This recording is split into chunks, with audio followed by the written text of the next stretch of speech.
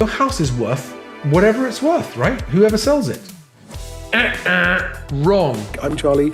Welcome to Moving Home with Charlie, and thank you for coming. Charlie Landing grew up in Sussex, is the founder of Best Agent and presenter of Moving Home with Charlie. If you want to find one of these guys, look out for those compassionate professionals. All estate agents are not the same. So Charlie, what would be your advice for people interested in buying new builds right now? Don't overpay. Do buy, but don't overpay. That's why I say disregard the guff.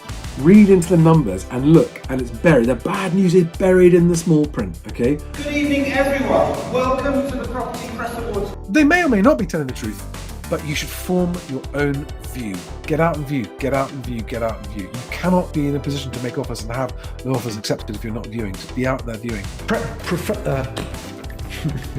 Pay attention to the back of the class. If you've not been watching my videos, I did one just a couple of days ago. Disregard the guff, guys. Good evening, everyone. You know it's serious when I'm drinking lemony tap water.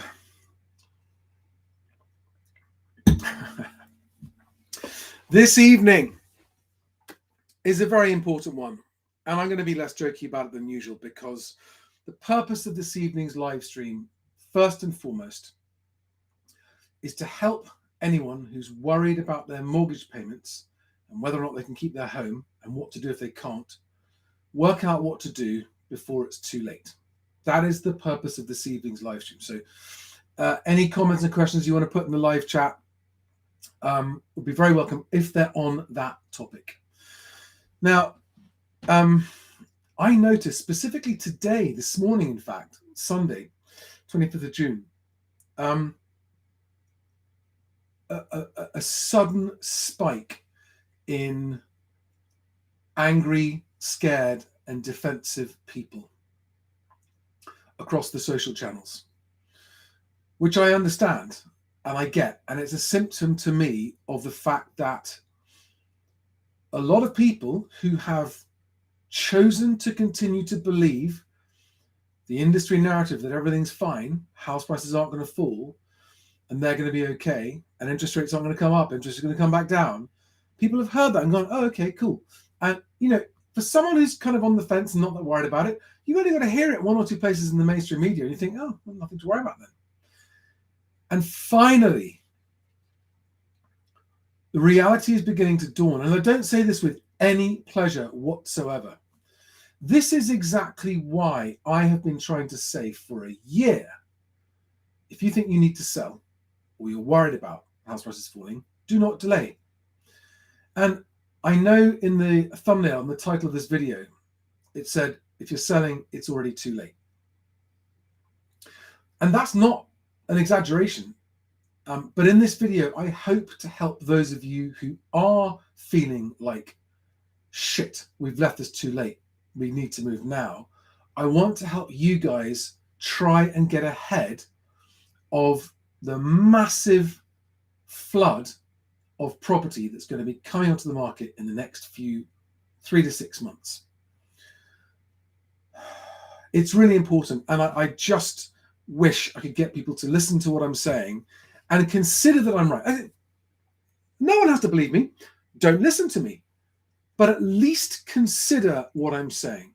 Because it's so heartbreaking every time I hear the message, yeah, I did hear what you said last year, but I just didn't believe it. And now I wish I'd listened. Because if I'm wrong, happy days. But you'd be prepared for the worst. But if I'm right and you've disregarded what I'm saying, then you're in big trouble. I'm talking specifically about homeowners with a mortgage right now who are worried about being able to keep up their mortgage payments when their fixed rate ends, or maybe it's already gone up and you don't know what to do. So that's the purpose of this evening's video.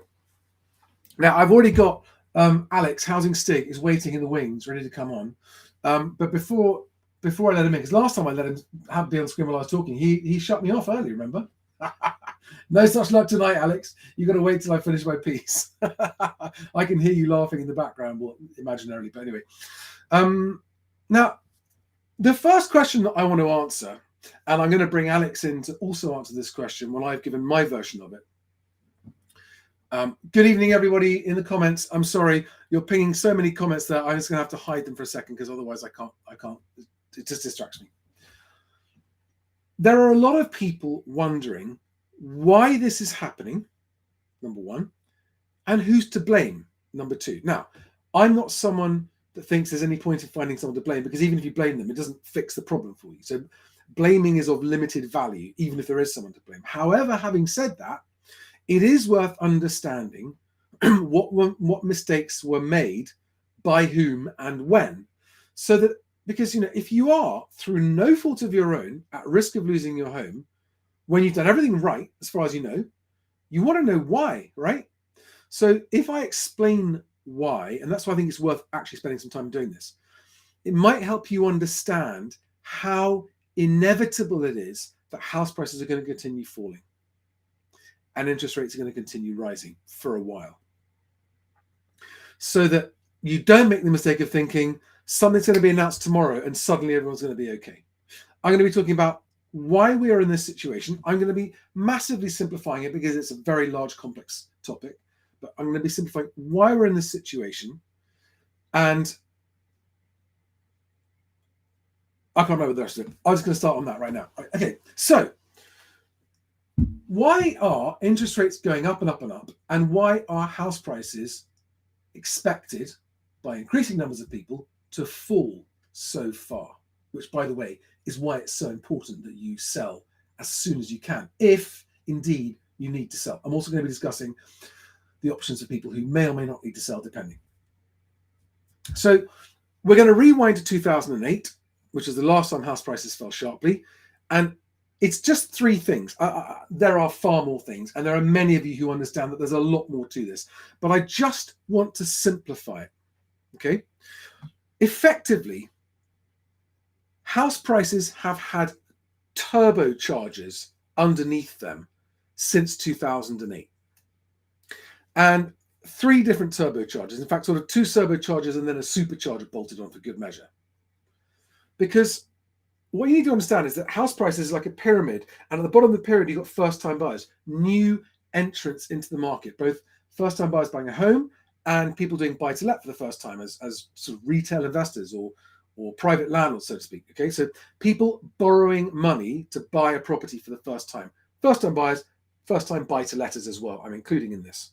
Okay, and the amount of finance available to those people and the cost of that finance to those people is basically the biggest driver of house prices of anything.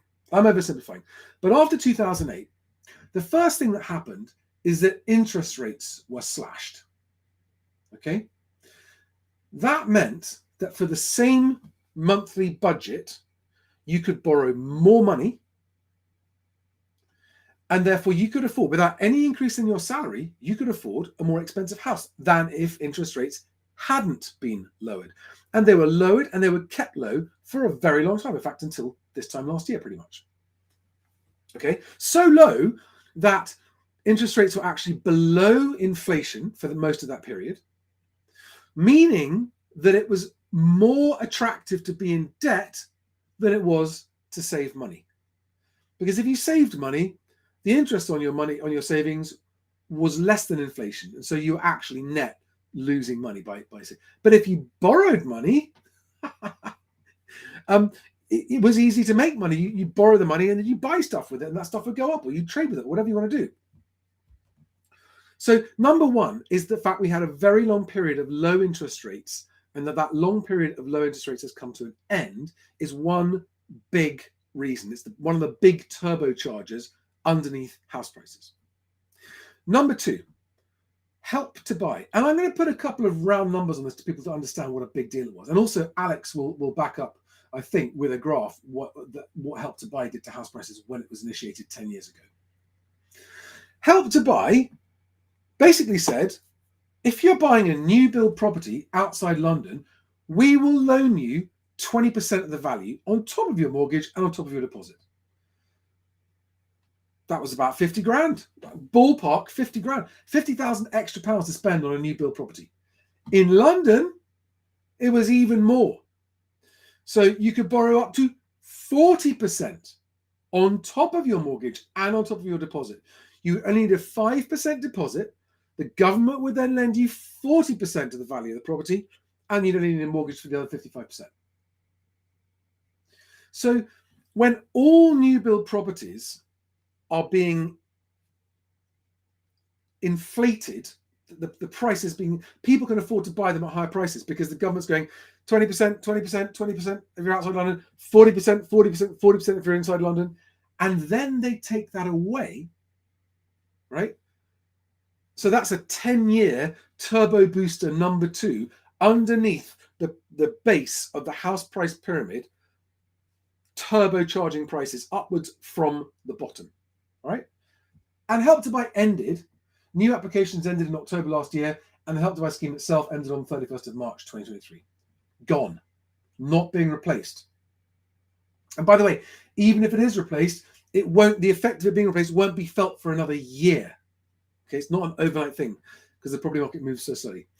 So number 1, interest rates were very low for a long time, and now they're very high, relatively. And number 2, Help to Buy, astonishing amounts of free money, basically, almost free money for a very long time. And that Help to Buy stimulus has now gone. Okay. Now, those 2 things alone would have led us to the house price bubble that we are now experiencing. And in fact, had it not been for number 3, house prices would have fallen sooner. Right? Had it not been for what I'm about to tell you, supercharger number 3 to house prices, that is now over, house prices would have fallen in 2020. Right? And number 3 is all of the stimulus that was provided during COVID, whether it was furlough money, whether it was bounce back loans, whether it was stamp duty holidays. You combine all of those 3 things, and all of them served, as we've seen from the figures, to send the property market into a frenzy, the likes of which we've never seen before. On top of a decade or 12 or 15 years of very low interest rates and Help to Buy. We then had the COVID stimulus. Literally hundreds of billions of pounds being emptied out of a large bucket into consumers' pockets. Okay? Which QE never did. And I haven't mentioned QE because QE is not one of the reasons for this situation. Some people might argue that it is, but it's semantics, right? It's basically the fact that first-time buyers could borrow money more cheaply, so they could borrow more. Secondly, Help to Buy allowed people to buy much more expensive first-time homes, without which they couldn't have afforded it. Number 3, COVID cash, actual cash being poured into the economy. Borrowed money. Government borrows the money, pours it into the economy. And of course, that's now stopped too. So both turbochargers and the supercharger of COVID have gone. And when did they stop? They stopped. Oh, sorry, I just realized my microphone's miles away. Hope you guys can hear me okay. As I said, in May last year, house prices started falling in May last year. And it was an absolute certainty that they were going to collapse. All right. And where we are today started a year ago. And the reason that the wider population is only just waking up to the fact that house prices are definitely going to fall and fall a long way is because of this massive delay, number 1, in transactions, housing transactions. They take a long time from when they're agreed to when they complete. And number 2, for the reporting of those to filter through. So there's no visibility of falling house prices when they actually start falling. But with what I know from behind my scenes in the property industry as a provider of CRM systems and business management systems to estate agents that actually tell them what their figures are and all the metrics that allow them to do that, I was able to see that a year ago, and with my data on Best Agent. So those are the 3 reasons that we're here. And I will now bring Alex in and let him add what he wants to add to that. Why are we here? And the reason it's important you understand it, if you know why we are here in this situation, then you'll understand why it isn't going to change for a few years. All right. Unleash the Stig. Let him in. Evening, Johnny. Evening. I hope you aren't offended the fact that I kept you silenced, bound and gagged in the corner for a while before allowing you into the room. That's quite all right. Anyway, so Alex, can I let you just pick up and in your with your own version, and by all means do the screen share if you want to, explain why we're here with house prices and why the house price falls are so certain. Okay, I will try and do this fast because you have covered, you really have covered all of it. But just to show you in a data-driven way, can you see that? Yes, I can. Okay, right.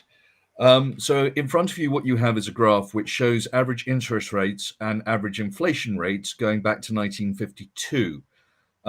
As you can see, most importantly, the interest rates are shown in yellow and red and then orange down in the bottom right for the last 13 years, 14 years. So you can see that the majority of the time we've had a 5.4% Bank of England interest rate. We then had the massive growth and inflation that occurred through the 70s and 80s for a whole host of reasons. And in fact, over that 20-year period, interest rates averaged 11.4%. But That's the one massive, thing, isn't it? I mean, sorry, that 20 years they averaged 11%. yeah. But inflation at the same time, it peaked at over 22% in 75. Yeah. And it was the only time that inflation actually went above interest rates. If you follow this graph through, you'll see that for almost the entire period until we get to 2008, interest rates have always been above inflation. And guys, sorry, I'm going to put a link in the live chat for you to find this graph on Alex's Twitter because we can't read it properly because on my screen it's covered by yours and my thumbnails. But keep going. Okay, that's going to be a problem for the next one as well. So what does that mean? Because for most people, interest rates, inflation, it's not a thing that they're dealing with in their lives until it applies to a mortgage or a loan, for instance. But this is where it gets important. We can see the right side of the graph. So what did this mean for us? If you go back to 63, what you're seeing in blue there, and you're using the right-hand axis, is the amount of debt per person in the UK all the way through. And you can see from 63 all the way through until 2008, roughly. Yes, government debt per person. Yes, government debt per person. Yeah, okay. Yeah, correct. Not personal debt. No, government. You can see that it remained very stable through the 60s, all the way through until about 2008. And then with the whole QE program, it took off. So in 2008, and this, bear in mind, this debt is inflation adjusted. So the number you're seeing in 63 of £10,000 per person is a directly comparable number to the £30,000 per person you're seeing in 2021. So our government debt has tripled. But here's where it gets very exciting. That is non-financial institutions' debt sitting on top of that government debt. And again, you will see that we were not really a nation of borrowers coming through until we hit the 80s. And even then, it was relatively controlled borrowing. You're looking at about £25,000 per person and a maximum. And then from about 97, 98, when the regulations changed after Barings, debt went through the roof. Now, you'll remember that interest rates at this point were still high. They were still 5.4%. And yet we were borrowing vast amounts of money. Well, how was that possible? And we'll get onto that in a second. But what you can see now is that by 2021, it wasn't just in 2008 we had a crisis, but that crisis was a personal debt crisis. It was not government debt. The country was in a relatively good state, sort of after the dot-com crash, but it was relatively good. But that has just got worse to the point where now, and the reason that house prices are definitely going to go down is because there is no room for maneuver. It's not as if the government can print more money, even if the banks were willing to lend it out, because they can't afford to service that money. And we can't borrow any more money because we're at our max. If you are born into this country at the moment, the debt that you automatically, if you receive a portion of the country's debt, both private and public, you owe £93,000 the moment you exist. You see, this is hard for people to get their head around because they think, well, hang on, it's not my debt. But the point is, it's not government, it's taxpayer money. Correct. It's taxpayer debt. So we as taxpayers are in this debt. And this is why I'm going to lead on to why the government can't bail out mortgage holders, even if it wants to. But that massive debt, you can see on Alex's graph there, is subject to these rising interest rates as well. So all the people holding that debt are as stuffed as all the mortgage holders. Correct. And rising interest rates. And so the businesses holding those debts are not going to be able to survive. Exactly. And the only way the government gets money is from our taxes. And given that we're having to pay more tax yet service more debt, everything goes south. So the green line you see here is the average per capita GDP growth per year. So what you can see is a nice stable rate all the way from 1955 through until the dot-com crash of 2000, 2001 of 2.4%. Now, within that time, we had 3 recessions where this dotted line dips below the median line. Those were our recessions. So 1991, 1980, and 74.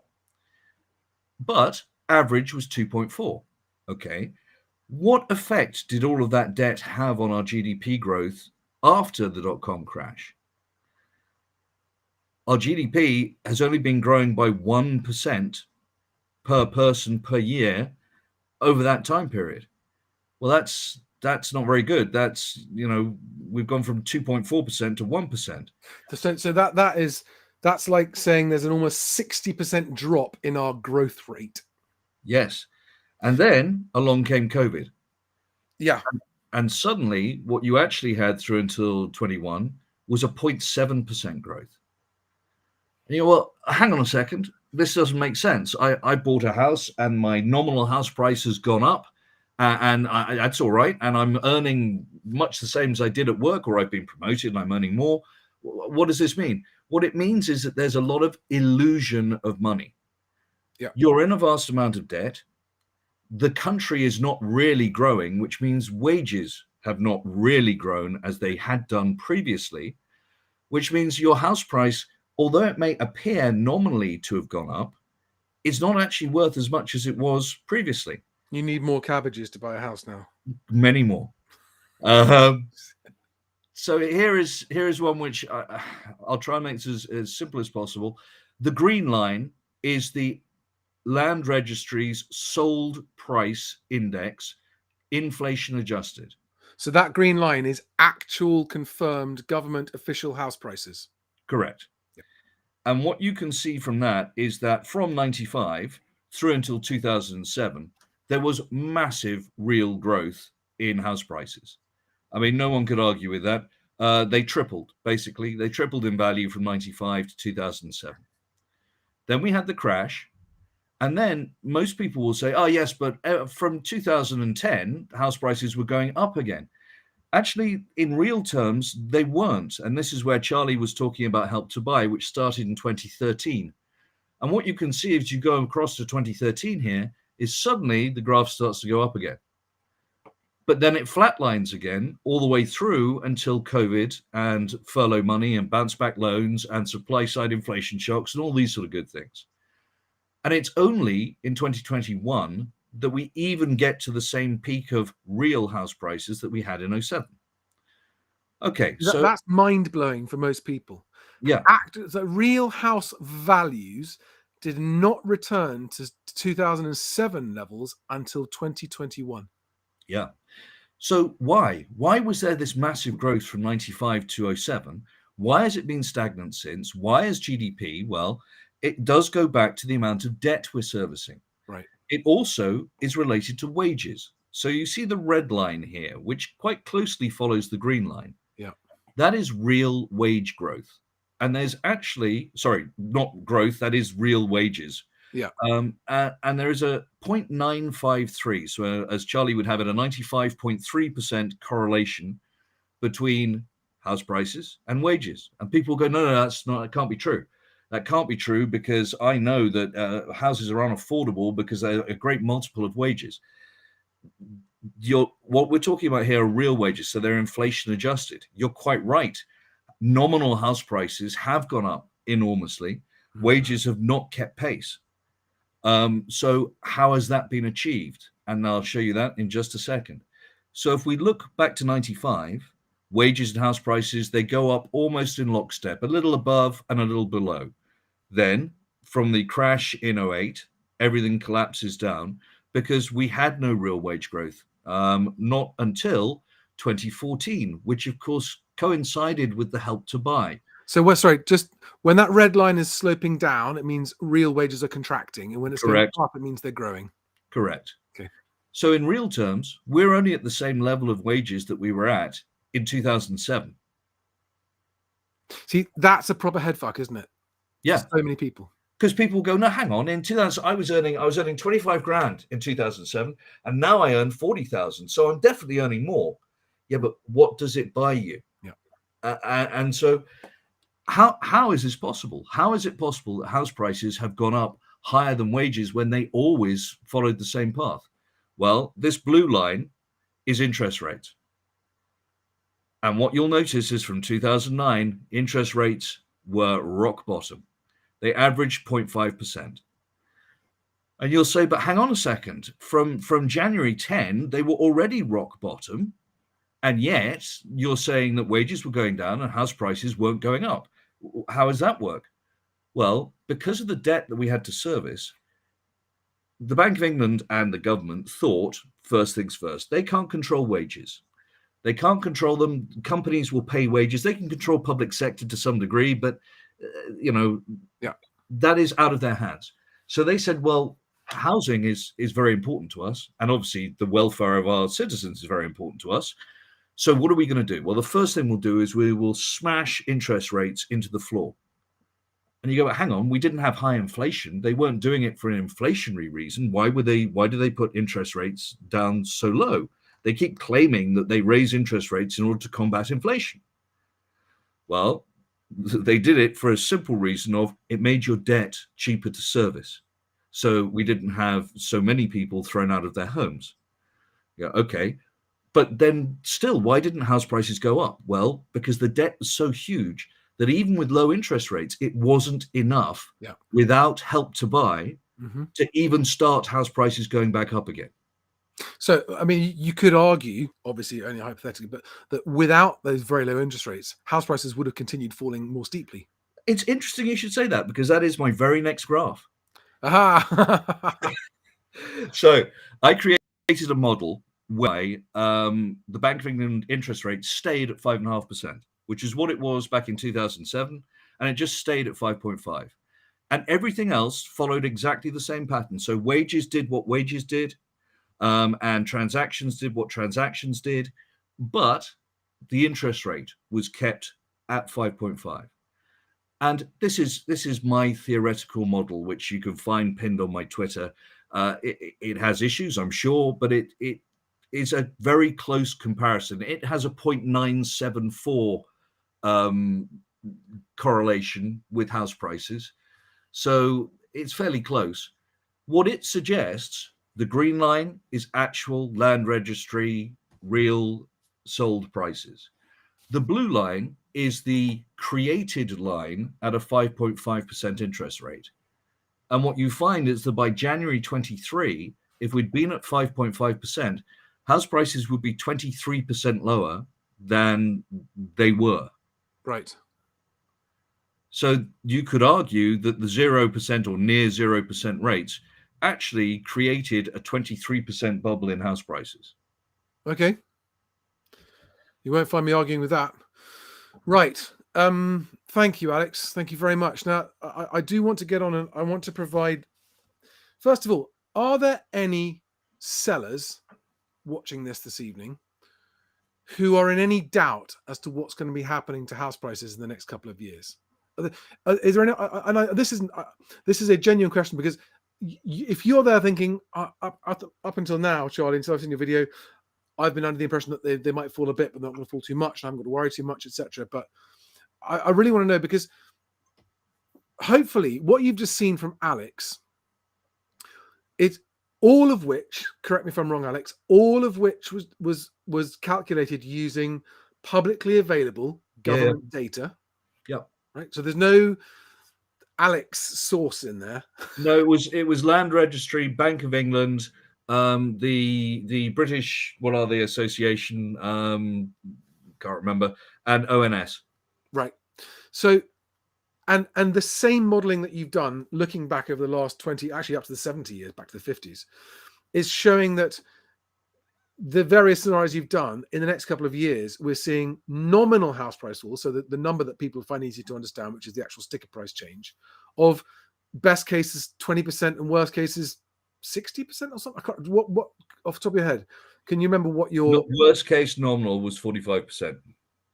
worst case nominal house price falls of 45%, and your best case when you did these 6 months ago or so was about 20%? Was it 25%? Yeah, around that. Yeah, 20, just over 25. So guys, compare that, right, with all of the other things you read about. Alex's best case nominal house price falls are between 20 and 25% off the last year's highs. Okay. And the one thing you need to know about Alex, if you don't already know this, is that Alex doesn't know what an agenda is, let alone have one. He is programmed only to find the truth. Interesting concept, but I certainly don't believe I have an agenda. We can't help our unconscious biases, but Yeah. I do try and avoid it. You have less unconscious bias, or any bias of any kind, of anyone that I've ever known, actually. I'm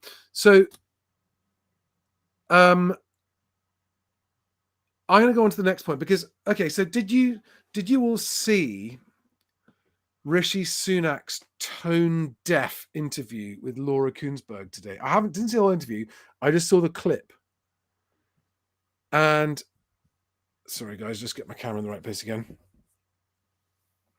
I'm going to play this clip for you. It's only a few seconds long. Where are we? Okay, here we are. I've got to just share this page. Sorry. Give me 10 seconds, viewers, please. Here we go. Share. And I think I've linked to this. Chat if I haven't, but I think I've linked to this below so you can watch it for yourself. But here we go. Listen to this. I've never said that it's not challenging. I've never said that this isn't going to be a difficult time to get through, but what I want to give people the reassurance and confidence is that we've got a plan, the plan will work, and we will get through this. That's exactly what people should be hearing from their Prime Minister. And I've seen that, Charlie. That it's just, yeah, tone deaf is an understatement. I mean, you'll get through it, Rishi. Yeah. You'll get through it. You'll be fine. But he goes on to talk about how people should hold their nerve. I mean, what a fucking nerve to say that. Hold your nerve, because that's somehow going to make you able to afford your mortgage payments. Yeah. I mean, that's one of the best examples. I mean, you and I, Alex, have both grown up around an awful lot of people who are very wealthy, very successful, very, quote, intelligent, and still also very tone deaf and blind to reality. And that's the most out of touch he's ever been. And as an unelected prime minister, I think that was very dangerous of him to say, but I don't think he even realizes. No, he literally thinks, well, you're going to have a bit of a tough time. You may have to cut down on the Bollinger. Yeah. But, you know, I tell you what, there's some very good Spanish cava at the moment that's almost as good. Yeah. It's madness. I mean, Steve-O has just made a comment, which, I totally agree with. He says, we keep talking about short-term falls, but people need to realize that it's the fact that prices aren't going to just bounce back. Well, I want to come on to that. That's a really important point that I want to come on to. So let me, if I may, just come back to put the stuff back up on the screen that needs to be there. There are two straws of hope that I've noticed some people still clinging to. Number one is there's an election coming up. They're going to bail us out. They're going to bail us out because if they don't, they lose the election. So we're totally convinced that one party or the other is going to bail out mortgage holders because they better if they want our vote. So the government's going to bail us out. That's one straw of hope that I see on a daily basis being clutched at by people who don't want to lose their homes. So I understand the reasons. And the other one is, as you just said, prices will bounce back.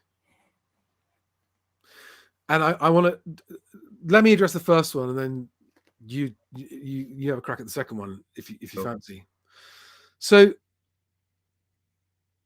I see it all the time, and one of our regular viewers, Kezia, often says this as well, without ever backing up how or why. Just they're definitely going to. There's going to be the government's going to step in. They're going to step in.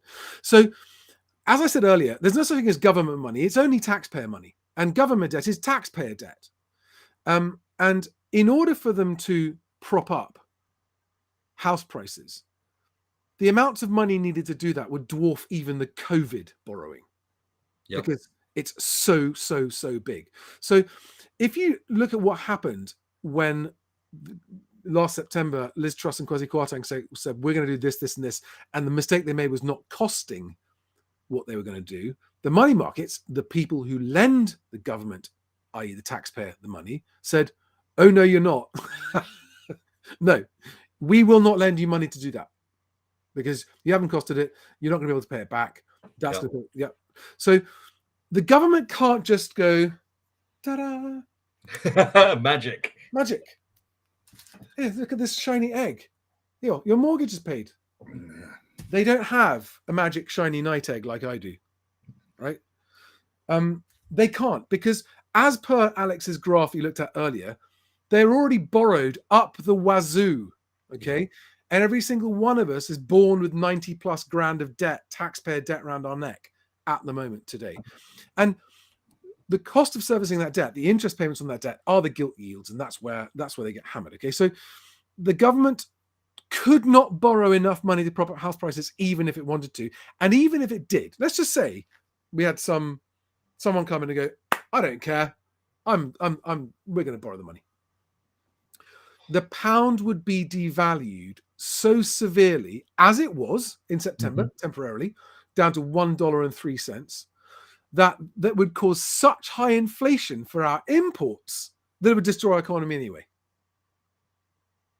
So, as you're all witnessing, inflation is the thing that's causing this problem so massively. And inflation, by the way, I mean, Rishi Sunak saying, I'm going to bring down inflation. I would have a tiny bit more respect for him if he said, because I'm the one that caused it. Yeah, if he actually had the cojones to say, look, I might have slightly overdone it during COVID, right? And that might have slightly added to inflation. And I'm prepared to acknowledge and accept that, yes, the COVID money that we printed and gave out and dished out and doled out has actually meant that at a time when there was a supply side constraint because of COVID and lockdowns, people had too much money and they couldn't buy stuff. So prices went up everywhere. So that's why I'm going to get inflation down by half. But he hasn't said that. It's this horrific institutional rule that you never, ever, ever admit your mistakes, no matter what, ever. And for the electorate, that's just so galling. Like, nobody minds someone that goes, my bad, I got that wrong. And that's what, even when Laura Kunzberger says, look, what about this? And what about, are you not gonna, it just doesn't even acknowledge it. He's like Autobot on auto cue, like auto cue inside his head. I'm just going through. Anyway, so there will be no government bailout of mortgage holders because A, there can't, B, they won't do it because they understand what would happen, and C, they shouldn't do it, not at least unless they were going to offer exactly the same amount of help to renters who have also seen massive increases in their rent in the last few years. So these are all the reasons why, if you are a mortgage holder who is understandably panicking that you're not going to be able to pay your mortgage and you are clinging to the hope that the government's going to bail you out, it ain't going to happen. It can't happen. It won't happen. And it shouldn't happen. Not unless they're bailing out everyone on an equal level as well, because that's the first thing. And the second thing, so Alex, can I hand over to you to answer the question, to answer the second straw that people are clutching at, which is, well, prices are going to bounce back really quickly. Yeah, I mean, there's absolutely no evidence of that. In order for prices to bounce back quickly, you would need a number of things to happen. You would want your interest rates to come down to make borrowing easier. You would want wages to go up, and wages go up when companies are productive. And so if you were in a boom period again, then potentially you would see house prices go up. Now, it's exactly the same as the period from 2009 through until 2013-14, and indeed through until 2021. It appeared nominally that house prices were maybe going up. But if you looked at our companies, they were saddled with so much debt that our GDP growth was marginal. We were not growing, which is why wages did not increase. Now, I'd like everyone to have a think about whatever environment they currently work in, and just have a think about whether things have got better or worse recently. Do you feel that your company is being more productive, or are they suffering more challenges and doing more job cuts or efficiency drives? Are you seeing above inflation wage rises? Was your wage rise last year over 10%? Now put that against a backdrop of increased taxation, because the government is desperately trying, along with the Bank of England, to get rid of some of this debt. It has to remove some of the millstone around the neck because they can't afford to service it. So the Bank of England is back selling, and the government has increased taxes at a point where we have a cost of living crisis. So real money in your pocket is going down. Now look at that and think, well, okay, do I see things improving over the next few years? What's coming down the line? Is there some big new thing that's going to happen for the UK that is going to make us more efficient? Are we having a new large generation join the country, as they did with the baby boomers in the 70s and 80s? Is there something that's going to increase our productivity? Have we created a new process or a new industry that we are world leading in? Because if your answer to those questions is, nah, it's pretty much of the same, you mean the same as it's been for the last 20 odd years, coming up for sort of 17, 18 years. Because if that's the case, then house prices are not going to get anywhere near where they were in 22 in real terms. Not for decades. I mean, potentially you might get back to current house prices, or I say current, the house prices of 22 by 2040. That's in real terms. In nominal terms, well, even in nominal terms, potentially by 2040. So there is nothing that you can see. And if anyone's got any ideas as to why either wages are going to increase, we're going to become more productive, which allows that wage increase, or how we can, in an inflationary environment, drop interest rates, which historically, as we said right at the beginning of this, have always averaged around 4%. I mean, for 150 years, they averaged 3.9%. Yeah. Over the last 70 years, they were above 5.4% for the vast majority of that time, up to 11%. So they are likely to average somewhere between 3.75 and 4.25%. That's where they're likely to be. So given that, how can house prices bounce back? Yeah. So just going back over the two turbochargers, ignoring the supercharger, but the turbochargers have Help to Buy, and and they're muttering that they might think about Help to Buy coming back at some point, and that would make a difference if they do have prolonged. But I think it would be there are quite a few arguments against it as well. Yeah. So anyway, there you are, guys. That's why we're where we are now. That's why you shouldn't clutch to the straws of hope. And this is leading up to me saying that what I'm going to finish this video with, which is, if you are worried that you may not be able to continue affording your mortgage payments and you're going to fall into arrears, this is what I would do. I'm not a professional anything. I'm a bloke down the pub on YouTube blathering away. Okay, so disregard at will. But this is what I would do. I would not call my lender first. I would call a mortgage broker first. And I would ask a mortgage broker for advice, an independent whole of market mortgage broker for advice first, and say, I've currently got a mortgage with so-and-so for this much. These are my payments. This is my end date. This is my rate. What do you think I should do? Because if you call your lender first, your lender will tell you what they want you to do. Okay? That's all they will tell you. They will be under instructions to tell you what they want you to do. Okay?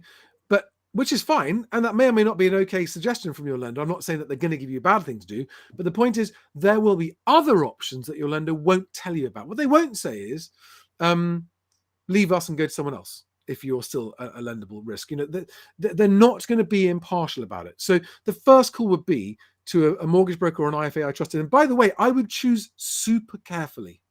Okay, you've got to find a mortgage broker that you don't think is just going to sign you up to whatever makes them the most commission.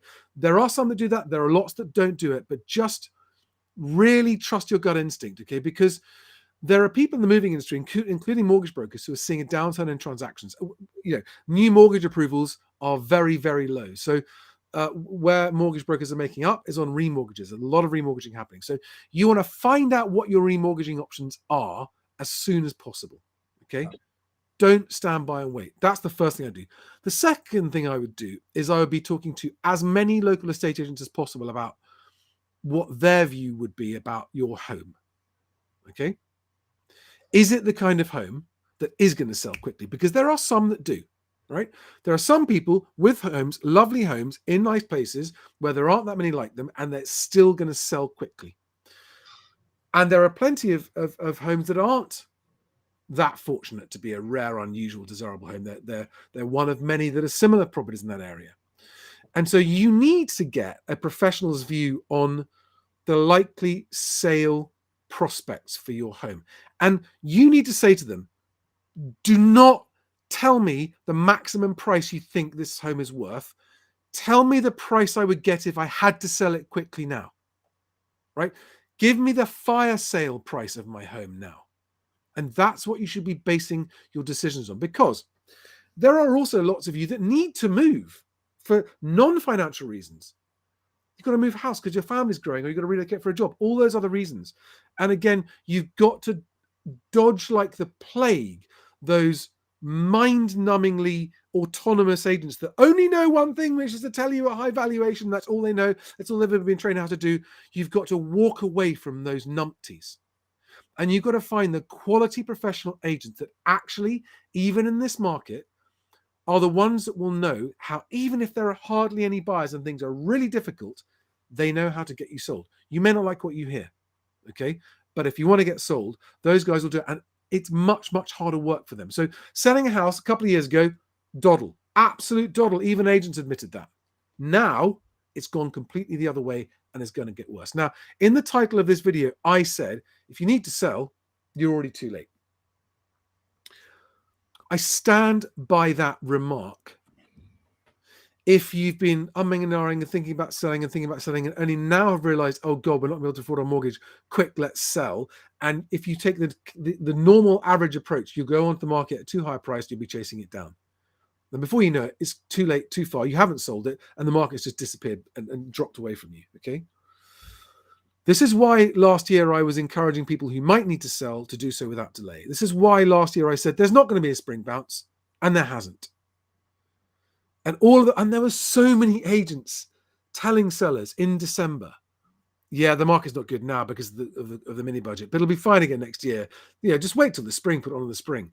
Any agent that said that to a seller back then and the seller believed you, you have massively let that seller down and affected the life chances, which is why I get so passionate and forceful about my messaging, because all the other people going, no, it's going to be fine. It's going to be fine. The spring market, supply and demand, house prices can't fall, are just parroting what they've heard other people say because it's what they want to believe. They don't even understand what they're saying. They don't even understand the supply and demand equation and the maths behind supply and demand, because if they did, they'd understand that, yes, supply and demand is why prices are going to fall. Muppets. If I see one more person going, nah, mate, supply and demand, they're still there. These bozos are still out there saying that. I know. I'm going to knock their heads together. So to wrap up, the three things, if you are watching this and going, I don't know if I need to sell, but I'm worried I might need to, based on whatever your life plans are, go and find an independent whole of market mortgage broker as fast as you can, right? They're going to be busy. Give them time. They're going to have a lot of people contact them. Mortgage brokers are actually going to be inundated with people ringing them in a panic. So understand that they're going to be busy. And they're going to be busy with a lot of people wanting advice and not actually doing anything. So they don't get paid for that, remember? Okay, so they're going to be prioritizing people who are they're going to be getting paid by. But understand that that's what you need to do. Number one. Number two, talk to agents to find out your options. If you're even thinking that you might need to sell, even if you're not sure yet, go and talk to as many agents as you can. Start shortlisting the ones that you trust and start making sure you know which ones you don't trust. And the ones I'd be looking for would be the ones who at least have been around long enough to experience 2008, or if they weren't that around that long ago, but they're being realistic about the market and they sound professional, they know what they're doing, and they're not trying to blow sunshine up your ass about how much your house is worth, then yeah. But just make sure it's someone that you trust and that knows what they're doing and explains to you how they're going to get your house sold in a difficult market. Spare me the anecdotes about how in your area house prices are still going up. Great. If that's you, there are some areas where that's happening. Fantastic. You're in the minority. I'm not here. You don't need my help. Why are you watching this video? You don't need my help. Good luck. Woohoo. Oh, it's so frustrating when people go, oh, house prices are going up in my area. What area is it? And where's your evidence of that? Yeah. Stop it. Stop saying that if you can't back it up. It's just rubbish. I had someone today tweeted me going, but wait, aren't Rightmove prices land registry prices? Oh, yeah. Yeah, I saw that one. I didn't bother to And reply. they genuinely were like, but Rightmove uses land registry prices, doesn't it? Doesn't that mean that Rightmove house price index is basically land registry? No wonder there are so many people who think the house is worth so much more than it really is. Yeah. But that's the problem is, and I understand, if you do not do this for a living or you don't have years of background in it, there are so many different house price indices. You can look at ONS, you can look at the land registry, which should be the same, but actually technically aren't. You've got the Halifax, you've got Zoopla, you've got Rightmove. I mean, nationwide. Which one is correct? Which one tells you the actual paid price? The only one is a land registry. Can we address Roger Norman? So on screen now, Roger Norman on YouTube is a new name. I haven't seen you before, Roger. Hello, Roger, who goes on to say he's a property millionaire. 2 years and it'll be back to normal, he says, and goes on to say, I have made several millions on property. Now, I can believe that that's true because there are lots and lots of people who have made millions of pounds of property. I know lots of people who made Charlie, property. Yeah. Did Roger start either in 1995 or in 2013 or before the 80s? Yeah. And this is a classic case of someone who thinks that because they got it right in the past, the future is going to be the same. Yeah. Right. And I suspect he's probably a troll anyway, but we don't know. He's new. If you're not, Roger, if you are a real person, Roger, I apologize, but I suspect you're just having a good bit of fun to wind up the comments. So guys, do we have any questions from people who want to know about, I've tried to keep this evening's. Let's just have a look at this story from the Telegraph that was that came out today, this morning, right? Britain's house price crash will be the worst in the world. And I tweeted that because that article goes through a whole load of data. It's not just the journalist's opinion. As someone said, oh, I wouldn't trust that journalist. She doesn't know what she's talking about. Maybe, and even if that's the case, she's quoting people who like Oxford Economics and various other people, and has lots of data in there which you can compare it with. All of this data was available a year ago, right? Yeah. Which is why Alex and I were going, yeah, this is what's going to happen. Take a look at that. I've linked to it below. Form your own opinion on it.